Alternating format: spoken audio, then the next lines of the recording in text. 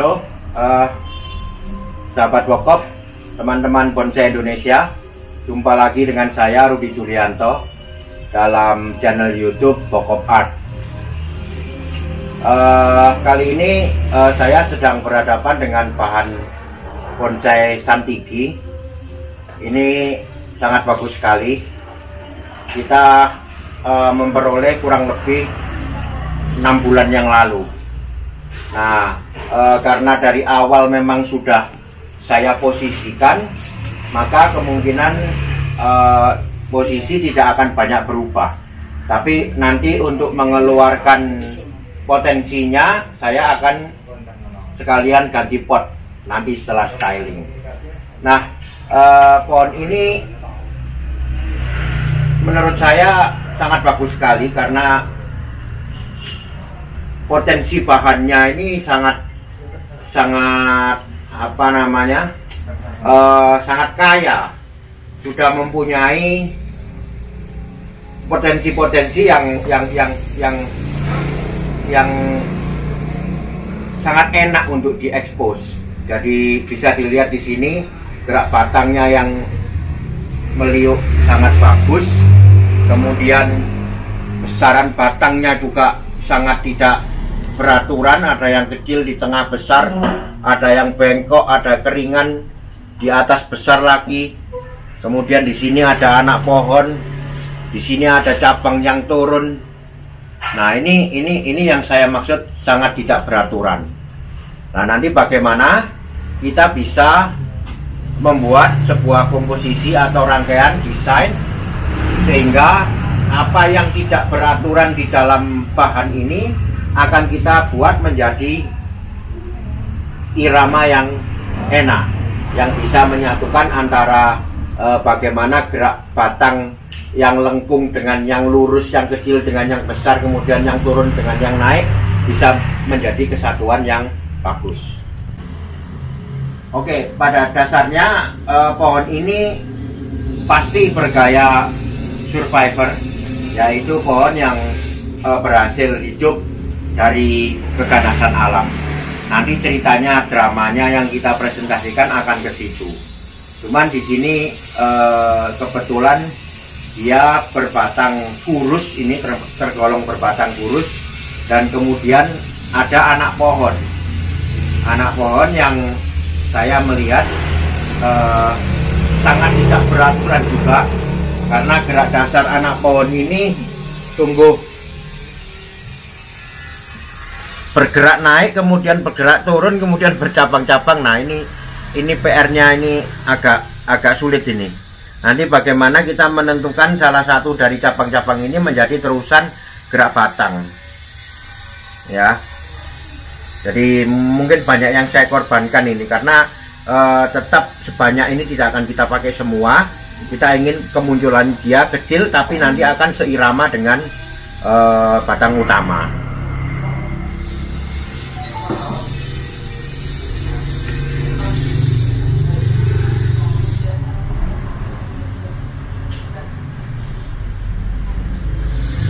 Ya, jadi penekanan pada desain pohon ini saya akan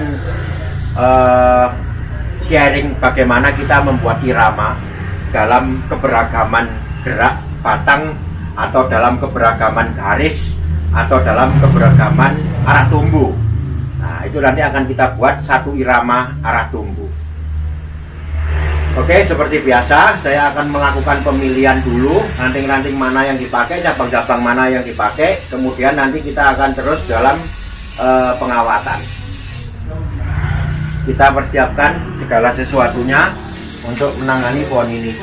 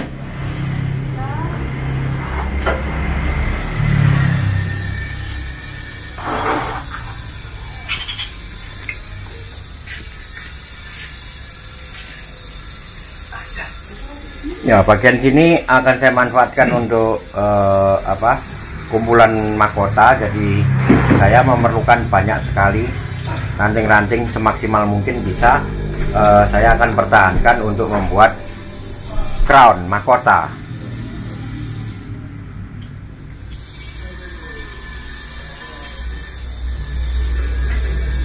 Jadi pada dalam tahap pemilihan seperti ini yang perlu diperhatikan adalah membuang titik tumbuh yang liar yang tumbuh di ketiak daun, ketiak ranting seperti ini. Ini yang disebut ketiak daun. Nah, ini dibuang dulu. Ya, dari apa yang kita punya ini,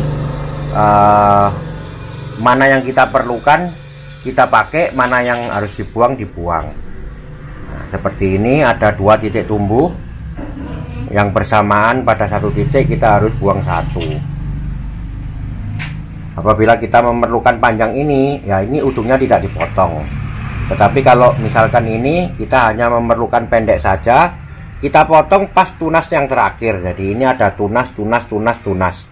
Ini yang tunas paling ujung. Jadi ini terlalu panjang, saya akan kurangi. Saya menggunakan tunas yang ini sebagai ganti tarian nanti. Nah, ini tunasnya udah panjangnya udah berkurang. Dalam satu anak ranting ini tidak perlu banyak titik tumbuh, hanya 1 atau 2 saja, atau bila perlu tidak ada ya tidak apa-apa. Seperti ini saya tiadakan semua, tinggalin yang di ujung juga tidak masalah.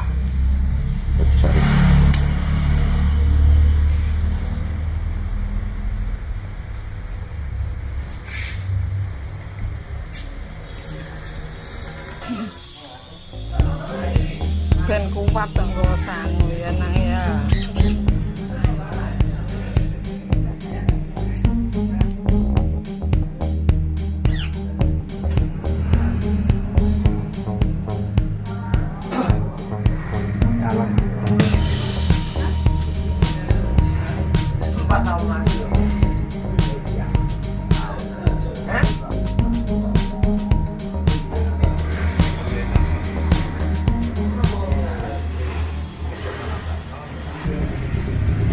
Ya, ini sudah selesai dipilih tadi. Jadi sekarang dari hasil pemilihan tadi saya sudah memperoleh pembagian atau kelompok-kelompok kekuatan tumbuhnya. Seperti ini bisa dilihat ada kekuatan tumbuh. Ya, ini ada, nanti kita buat kelompok. Ini ada, kita buat kelompok. Bahkan ini, nah ini kekuatan tumbuh, kita buat kelompok. Yang di bawah tentunya nanti ada pembesaran atau melanjutkan flow. Jadi ini gerak batangnya putus, kemudian bercabang-cabang banyak. Saya akan memilih ini untuk menjadi lanjutan gerak batang yang kecil ini. Jadi nanti ini akan saya besarkan untuk menjadi mahkota di sini. Ini pengikutnya. Di sini juga ada, ini kekuatan tumbuh. Ya, tentunya yang ini nanti akan jadi mahkota. Nanti posisinya bagaimana akan saya rubah sedikit untuk supaya jadi pada dasarnya permasalahan utama adalah gerak batangnya. Kalau saya putar ke sini, dia akan terlihat jelas. Tetapi mahkota atau leher terlalu maju ke depan. Jadi sebenarnya saya kepingin, nah begini, jadi lehernya arah tumbuh akan saya miringkan ke sana. Cuman ini terlalu menutup, terlalu maju ke depan posisinya. Jadi nanti mungkin agak dimiringkan sedikit supaya ininya tetap bisa terlihat. Ini tidak terlalu menutup, kemudian arah tumbuh tetap akan ke sana. Oke, saya lanjut dengan proses pengawatan dulu. Nanti setelah itu pembentukan kita review lagi sampai pada penjabaran bagaimana saya menemukan satu irama dari keberagaman arah tumbuh ini, dari keberagaman garis. Ada garis yang turun, ada yang naik, ada yang lurus, ada yang lengkung. Ini nanti bagaimana kita menyatukan penataan perantingannya agar garis-garis tersebut bisa seirama. Saya lanjut dengan pengawatan dulu.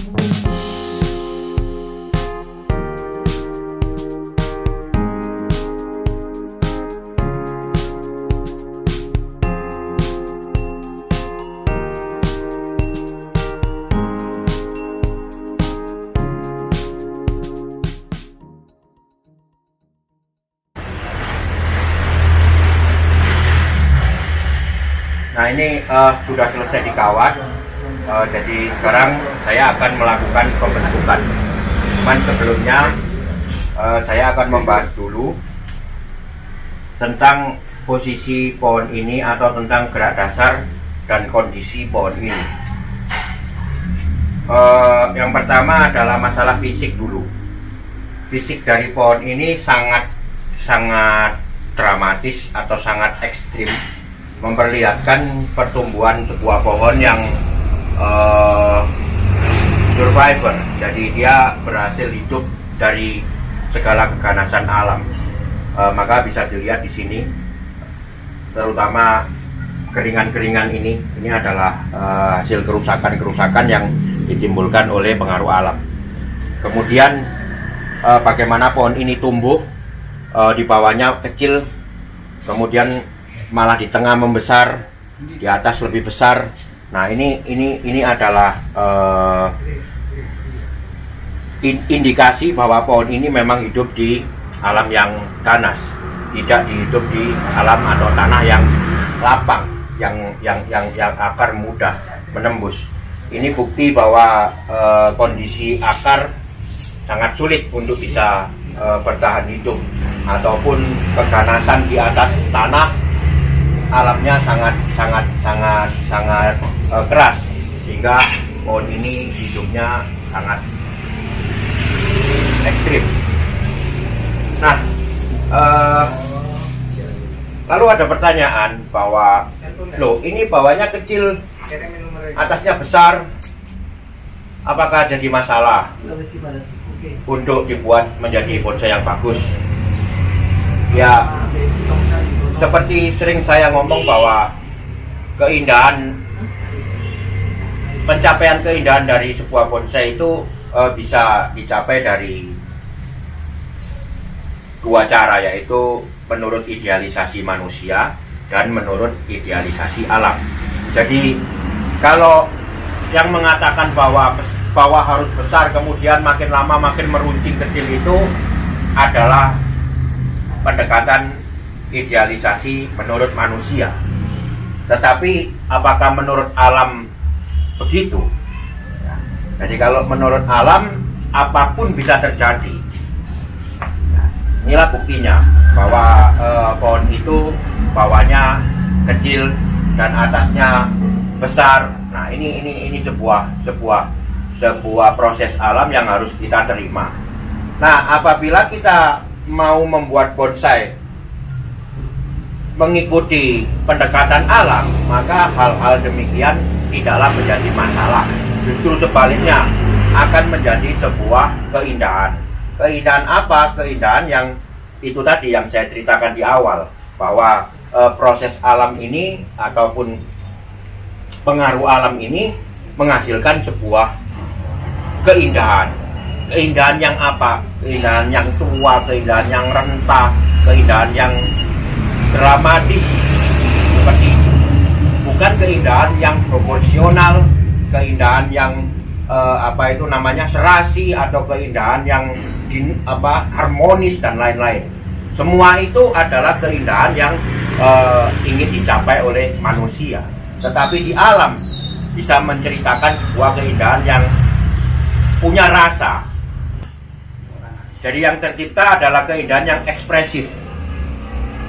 Kalau kita membuat sebuah karya bonsai yang proporsional, kemudian yang punya irama, kemudian yang harmonis, yang dinamis, itu semua adalah keindahan yang dicapai menurut kaidah ilmu estetika seni rupa. Tetapi pertanyaan saya, bagaimana kita bisa membuat sebuah bonsai yang ekspresif? Misalkan kita ingin membuat sebuah bonsai dengan ekspresi anggun atau dengan ekspresi rentah. Nah, ini pencapaiannya tidak bisa hanya mengandalkan penerapan kaidah estetika seni rupa. Ini pencapaiannya sudah menyangkut ke rasa. Jadi sebuah pohon ekspresif itu adalah dia bisa mengekspresikan kondisi dia hidup di alam. Nah, disinilah perlunya sebuah serama alam kita munculkan dalam karya kita. Oke, tidak berkepanjangan lagi, saya akan mulai dengan membentuk pohon ini. Tadi sudah saya jelaskan bahwa kondisi pohonnya adalah begini. Ya, jadi penekanan pada styling kali ini adalah membuat irama di dalam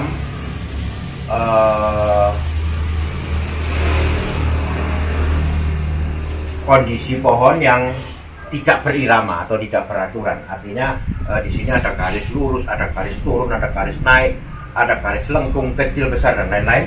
Kita akan menjadikan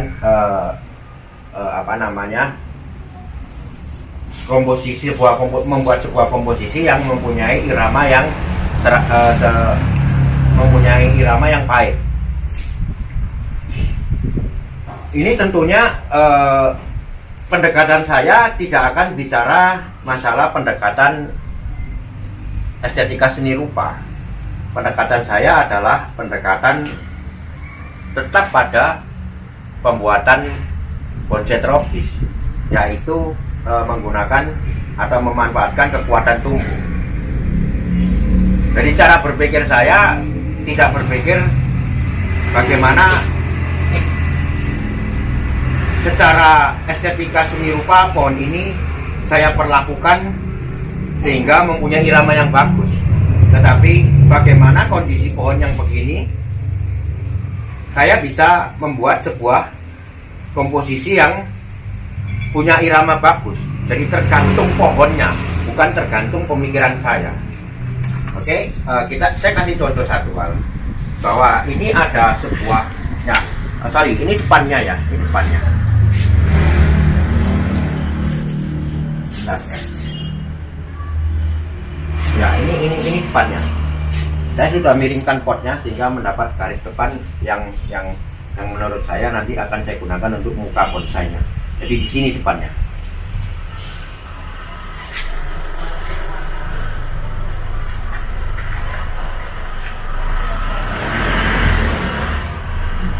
Oke, yang pertama adalah saya harus menentukan dulu letak mahkota dari pohon ini. Setelah posisi saya tentukan letak mahkota, pasti saya menentukan di sebelah sini. Di sini letak mahkota dengan leher ini.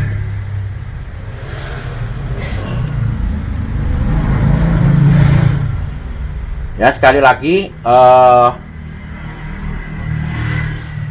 ini banyak pertanyaan nanti yang akan muncul bahwa kenapa kok lehernya lebih besar daripada badannya.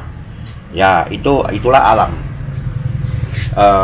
Kalau kita ingat Mike Tyson si leher beton itu juga lehernya besar. Jadi manusia ada yang lehernya kecil, ada yang lehernya besar pula. Jadi itulah kondisi alam. Tidak kita idealisasikan. Jadi idealisasi manusia adalah lehernya kecil, badannya besar seperti Adirai. Tetapi itu tidak kita inginkan. Itu adalah proses pencapaian keindahan yang dilakukan oleh manusia, tapi yang dilakukan oleh alam caranya berbeda. Jadi dengan kondisi yang seperti ini, tentunya lehernya besar, saya tidak akan punya mahkota yang kecil, tidak akan punya mahkota yang runcing. Nah, itulah keseimbangan menurut alam, bukan keseimbangan menurut proporsi pohon, proporsi anatomi.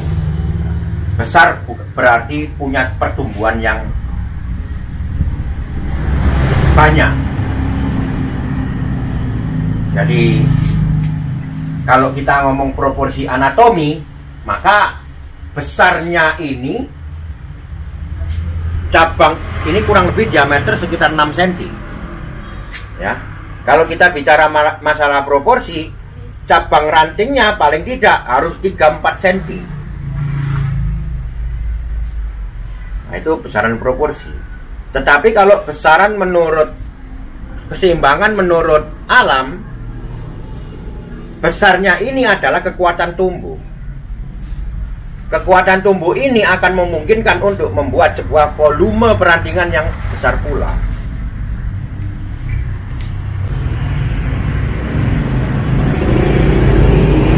Jadi kalau misalkan ini dianggap cabang, maka secara proporsi dia seimbang dengan besarnya batang. Tetapi saya tidak menganggap ini sebuah cabang. Ini adalah kekuatan tumbuh yang nanti volume perantingan di sini saya sesuaikan besarnya dengan cabang ini. Jadi itulah keseimbangan alam menurut saya. Kalau ini cabang, ini juga cabang. Ini juga cabang. Cabang di sini kecil. Katakanlah ini angkanya 3. Maka volume di sini saya akan berikan 3 pula. Di sini angkanya 6. Saya akan memberikan di sini volume besaran yang sama, 6. Itulah keseimbangan. Di sini volumenya 1. Saya akan memberikan volume 1 di sini. Jadi saya tidak peduli lagi letaknya ini lebih bawah daripada ini atau ini lebih atas daripada ini. Saya tidak peduli lagi. Keseimbangan adalah kekuatan tumbuh. Keseimbangan adalah seberapa besar kekuatan tumbuh itu bisa menumbuhkan atau memberi makan tajuknya atau perantingannya. Oke, itulah sedikit keseimbangan tentang tentang keseimbangan yang menurut kondisi dari pohon. Nah, sekarang irama. Itu tadi saya akan memberikan sebuah contoh. Di sini ada gerakan utama. Yang pertama saya menentukan mahkota dulu, kemudian ada gerak utama. Gerak utama dari pohon ini adalah ini. Kemudian sampai di layar dia berbentuk bergerak seperti ini. Bergerak seperti ini. Tentunya arah tumbuh akan saya arahkan ke sana. Saya akan melakukan pengulangan ini untuk menimbulkan irama. Yang satu saya ulang di kekuatan kekuatan cabang yang ini. Tentunya di sini saya akan membangun sebuah mahkota dengan cara nanti membesarkan ranting yang ini. Jadi di sini ada turun, bisa dilihat, turun naik.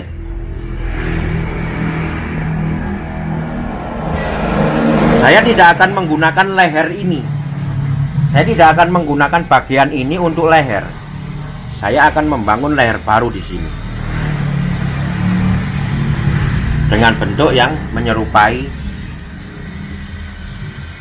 mahkota utama.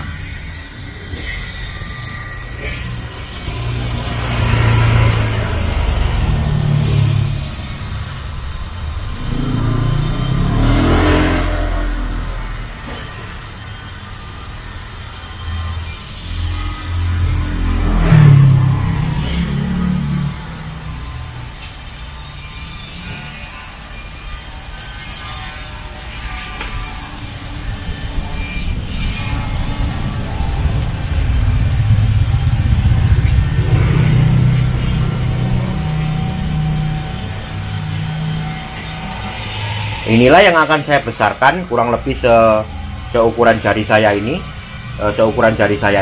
untuk bisa membuat terusan dari gerakan cabang ini. Jadi kalau ini udah terbentuk, maka kita akan tahu bahwa gerakan dari cabang ini tidak hanya sampai di sini, tetapi menuju ke di sini mahkota.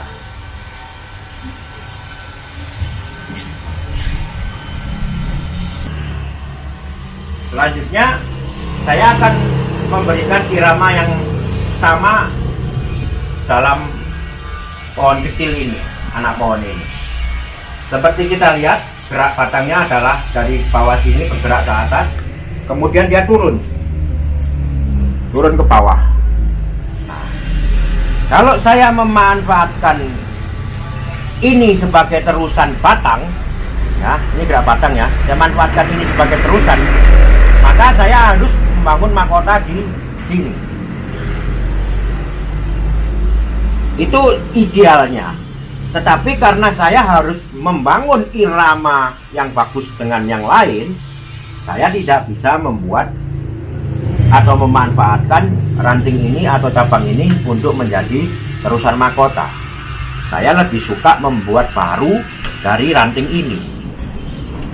Jadi nanti gerak dasarnya, kalau ranting ini besarnya udah seimbang dengan badan ini, maka nanti akan terlihat bahwa flow-nya tidak ke bawah lagi, tetapi ke atas, ke sini. Di sini akan saya bangun sebuah gerakan yang mirip dengan yang lain, yaitu naik kemudian miring ke satu arah. Disinilah nanti akan saya bangun mahkota. Dari 3 gerakan ini, yang utama adalah ini tadi.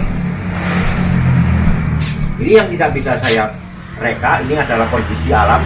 Kemudian ini yang saya reka, ini yang saya adakan. 1, 2, 3. Maka inilah poin utama yang harus kita adakan atau harus kita kondisikan agar iramanya pohon secara keseluruhan dengan cabang dan rantingnya akan menjadi bagus.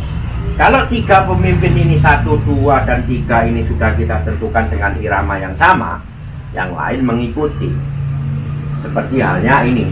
Ini tadi sudah tidak akan menjadi terusan batang lagi, tetapi dia akan menjadi pengikut dari mahkota yang ada di sini. Oke, ya inilah yang utama.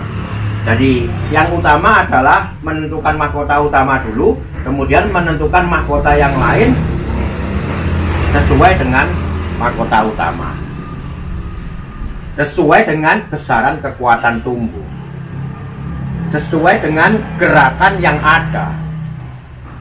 Gerakan yang ada.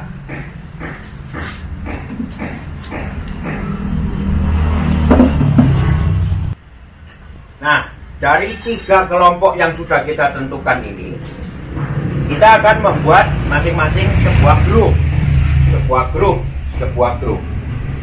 Jadi ada 3 grup besar nanti yang akan saya bangun di sini. Jadi yang saya maksud dengan grup adalah membuat sebuah komposisi kecil di sini yang nantinya akan disesuaikan dengan komposisi yang besar, yang utama maksud saya. Nah, sekarang kalau saya membuat komposisi yang ini, mana bagian yang ikut dalam grup ini? Bagian yang ikut dalam grup ini adalah ini. Semua ranting yang ada di sini. Ini nanti saya akan atur supaya dia nampak satu kelompok di sini. Nah, apakah ranting ini bisa saya masukkan pertimbangan letak atau bentuknya atau arahnya sesuai dengan kelompok ini? Tidak bisa, karena dia terpisah. Jadi kelompok ini sudah jelas jalurnya ke sini. Ya. Ini juga saya tidak bisa menggabungkan dua ranting ini di kelompok dia. Tidak bisa. Lalu bagaimana? Kalau yang 2 ini saya bisa membuat grup baru, kelompok baru kecil, sesuaikan dengan besaran rantingnya. Karena ini masih terlalu kecil, saya ingin besarkan dulu, sehingga nanti apabila sudah besar, saya mau buat kelompok baru di sini, kecil. Oke, lalu yang ini bagaimana? Dia tidak bisa ikut kelompok yang di sini, juga tidak bisa ikut kelompok yang di sini. Nah, ini adalah saya sebut isian. Isian artinya, pertanyaannya adalah pertimbangan keberadaan dia atau gerakan dia atau bentuknya dia nanti menurut mana? Menurut ini atau menurut mana? Karena tadi saya sebutkan tidak bisa menurut ini, tidak bisa menurut ini. Jadi keberadaan, dan kalaupun nanti kita butuhkan pertimbangan membuat gerakannya atau mengarahkannya atau membuat bentuknya adalah secara keseluruhan. Jadi setelah ini terbentuk, kelompok-kelompok ini terbentuk, maka yang kita pikirkan adalah semua isian yang ada. Ini, ya, kemudian ini ada di belakang, Ini semua isian. Isian ini nanti pertimbangannya setelah saya membuat 1, 2, 3 dan mungkin 4 di sini. Kalau 4 grup ini sudah terbentuk, lalu kita akan membahas masalah ini. Oke, ini saya tinggalkan dulu. Kita nanti akan membahas. Tetapi saya tadi kepingin menjelaskan mana yang menjadi kesatuan kelompok, mana yang menjadi isian. Inilah isian. Nah, sekarang tadi udah saya jelaskan bagaimana membuat irama utama. Nah, sekarang irama yang lain. Dari apa lagi nih kita bisa membuat lebih berirama lagi pohon ini tumbuhnya? Yaitu dari pengikut dari mahkota. Nah, ini saya sebut sebagai pengikut dari mahkota.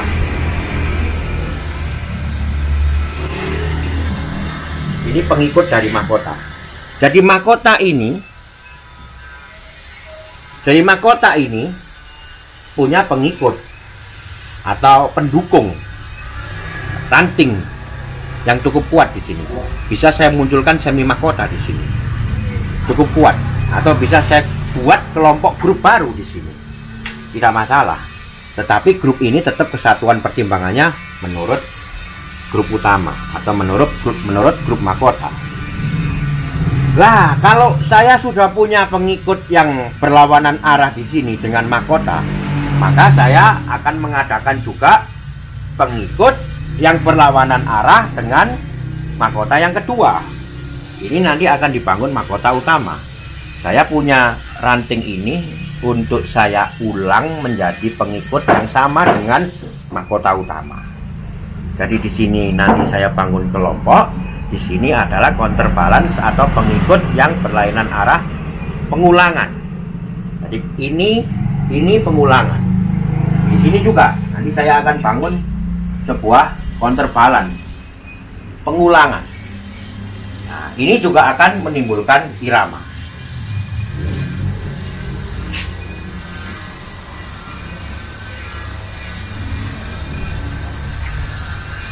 Oke, saya kira penjelasan dasar atau penjelasan utamanya cukup.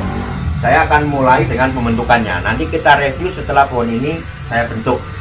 Bagaimana saya menentukan apa ini namanya isian, bagaimana saya membuat kelompok ini menjadi sebuah grup, bagaimana saya nanti menentukan counterbalance-nya, bentuknya yang ini bagaimana, yang ini bagaimana, dan yang ini bagaimana, tidak harus sama. Nah, itu nanti akan kita bahas setelah saya selesai melakukan pengarahan atau pembentukan.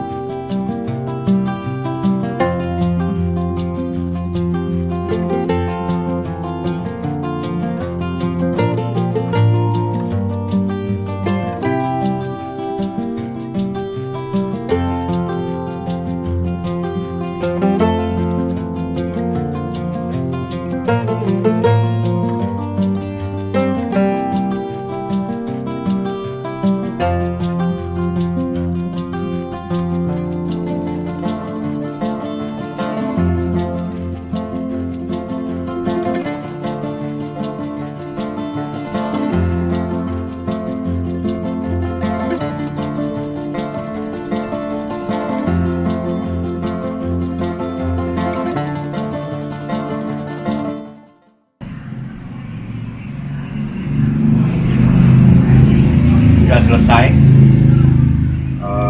Ya, ini depannya ya.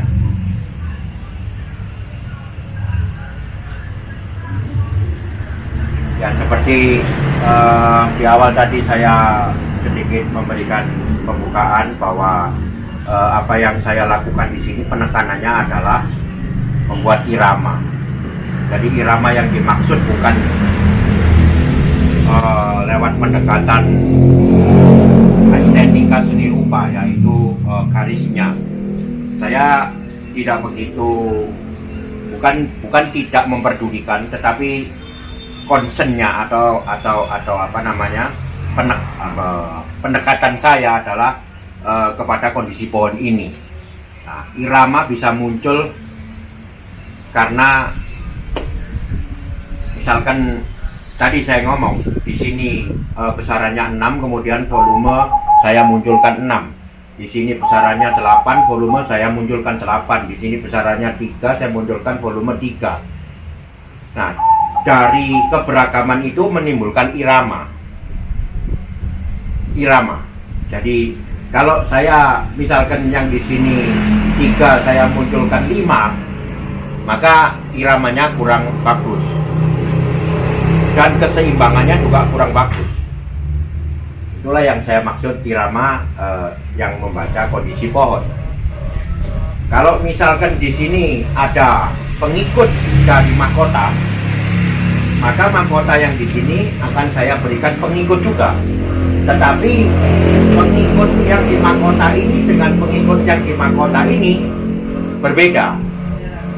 Berbeda dalam arti garisnya berbeda. Tetapi sama-sama punya pengikut. Artinya ini juga ada pengikut, beda bentuknya, ini bentuknya beda, dan ini bentuknya beda. Artinya apa? Saya memberikan irama. Irama pertumbuhannya sama. Jadi kalau ini menuju ke sana, ini juga menuju ke sana. Ini juga menuju ke sana. Ini juga punya pengikut, ini juga irama tumbuhnya sama. Nah, itulah yang saya maksud dengan irama dalam karya bonsai yang menggunakan pendekatan alami atau pendekatan alam. Jadi kaidah tumbuh, kaidah alam digabungkan dengan karakter pohon, digabungkan dengan arah tumbuh pohon, digabungkan dengan kondisi pohon. Nah, itulah yang saya lakukan dalam saya membuat karya. Oke, jadi inilah yang bisa saya sharingkan hari ini. Jadi misalkan di sini nanti akan tumbuh ekor panjang atau apa namanya ini, tajuk yang mempunyai agak menjuntai. Di sini juga akan saya adakan. Di sini juga akan saya adakan. Untuk itu tadi, menyamakan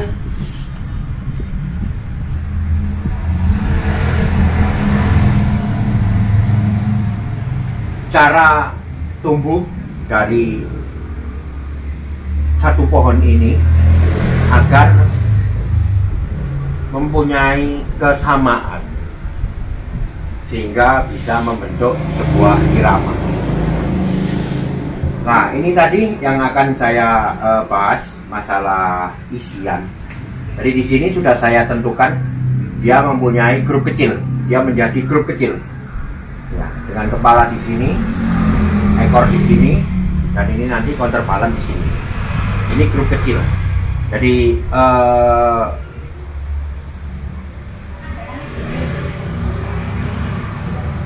kesamaan tumbuh yang saya maksud tadi tidak kita ulang, tetapi tidak dalam bentuk yang sama. Kalau kita ulang dalam bentuk yang sama, maka akan memunculkan irama yang monoton. Jadi kalau tidak dalam bentuk yang sama, terutama tidak dalam volume yang sama, akan memunculkan irama yang enak. Nah, ini adalah isian yang tadi saya ngomong. Saya masih belum bisa menentukan sekarang karena masih terlalu kecil. Saya ingin membesarkan dulu. Nanti sampai di mana dia bisa mendukung tampilan secara keseluruhan. Kalau tidak, kita potong saja. Atau paling tidak, kalau saya sudah punya kayu yang besar, akan saya buat keringan yang lebih akan memunculkan drama. Demikian juga yang di sini. Kemudian yang ini juga saya masih belum tahu karena kemungkinan akan saya pakai, tapi kemungkinan harus dibesarkan lebih dahulu. Jadi saya perlu besaran kurang lebih seukuran jari saya ini untuk dia supaya agak berkembang di sebelah sini. Ini kemungkinan sangat perlu untuk background. Tapi kalau yang ini saya belum tahu. Nanti kita lihat pertumbuhannya kalau dia udah besar. Ya, saya pikir cukup untuk hari ini tentang bagaimana memunculkan irama dalam sebuah komposisi pembuatan bonsai. Ya, saya pikir cukup untuk masalah pembuatan komposisinya. Sekarang saya akan melakukan pergantian pot agar tidak terlalu numbuh terlalu banyak dalam pot yang besar ini. Mungkin potnya masih belum pot yang cocok atau pot yang sebenarnya nanti saya inginkan, tetapi paling tidak akan saya reduce atau saya kurangi perakarannya sehingga media tidak terlalu dalam ya. Oke, kita ikuti proses selanjutnya, yaitu pergantian pot. Sementara bisa dilihat akan saya putar.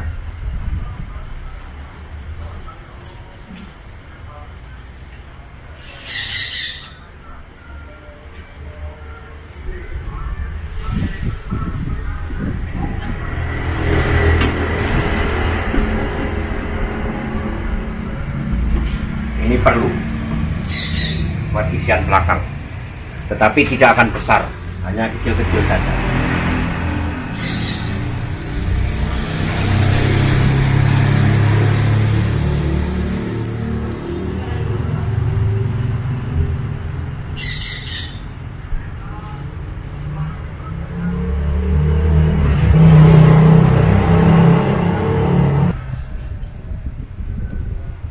Ini sudah diganti pot, jadi sangat beruntung saya karena ternyata di sini ada batu dan banyak akar yang mencengkeram batu ini, tapi masih kecil-kecil sehingga saya perlu besarkan dulu. Kenapa saya bilang sangat beruntung? Karena dengan adanya batu ini akan mempresentasikan sebuah kehidupan yang relevan, artinya dia tumbuh di batu dengan kehidupan yang sengsara seperti kondisi pohonnya. Oke, jadi sekarang lebih bisa terlihat bahwa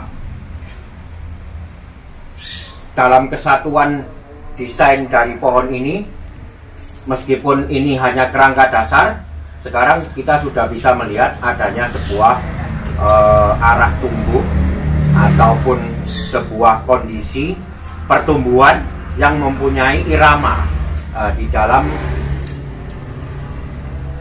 dalam bahan ataupun kondisi fisik yang sangat tidak beraturan.